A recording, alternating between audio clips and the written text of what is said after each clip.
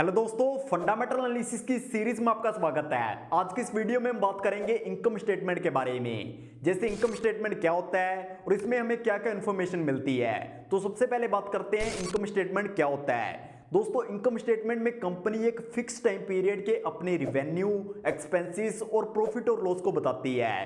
दोस्तों, generally income statement 3 महीने, 6 महीने या फिर 1 साल के लिए बनाई जाती है। दोस्तों, हम इनकम स्टेटमेंट को एनुअल रिपोर्ट में देखते हैं जिसमें टाइम पीरियड 1 साल का होता है। इनकम स्टेटमेंट में कंपनी मेनली 2 चीजों को शो करती है, रिवेन्यू और एक्सपेंसेस। रिवेन्यू से हमें पता चलता है कंपनी एक फिक्स टाइम पीरियड के अंदर कितने अमाउंट के प्रोडक्ट्स सेल कर रही है, और एक्सपेंसेस से हमें पता चलता है कंपनी एक फिक्स टाइम पीरियड के अंदर कितना खर्चा कर रही है। और जब हम टोटल रिवेन्यू में से टोटल एक्सपेंसेस माइनस करते हैं तो हमें कंपनी का नेट प्रॉफिट पता चलता है।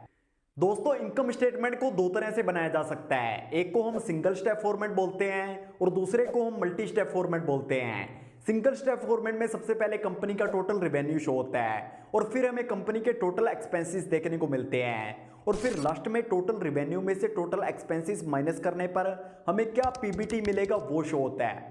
जैसे कोई एबीसी कंपनी है जिसका 100 करोड़ का रिवेन्यू है और 70 करोड़ के एक्सपेंसेस हैं, तो जब हम इसे माइनस करेंगे तो इस कंपनी का पीबीटी यानी प्रॉफिट बिफोर टैक्स 30 करोड़ देखने को मिलेगा। मल्टी स्टेप फॉर्मेट में सबसे पहले कंपनी का टोटल रिवेन्यू शो होता है, इसके बाद कंपनी के टोटल एक्सपेंसेस को अलग अलग फॉर्मेट में डिवाइड किया जाता है और फिर इसे टोटल रिवेन्यू में से माइनस किया जाता है। इसी तरीके से कंपनी अपनी इनकम स्टेटमेंट बनाती है, लेकिन ज्यादातर कंपनी सिंगल स्टेप फॉर्मेट का यूज करती हैं।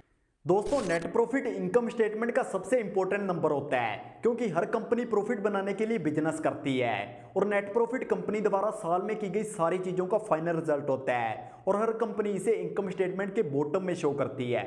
इसके अलावा कंपनी अपनी इनकम स्टेटमेंट में ईपीएस यानी अर्निंग पर शेयर को भी शो करती है। ईपीएस से हमें पता चलता है कि कंपनी ने अपने एक शेयर पर कितने रुपए का प्रॉफिट बनाया।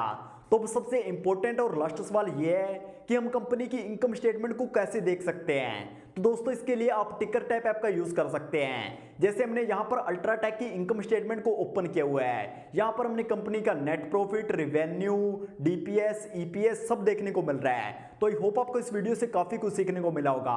आज की इस वीडियो में हमने जाना इनकम स्टेटमेंट क्या होती है और कंपनी हमें इनकम स्टेटमेंट में क्या क्या इन्फॉर्मेशन देती है।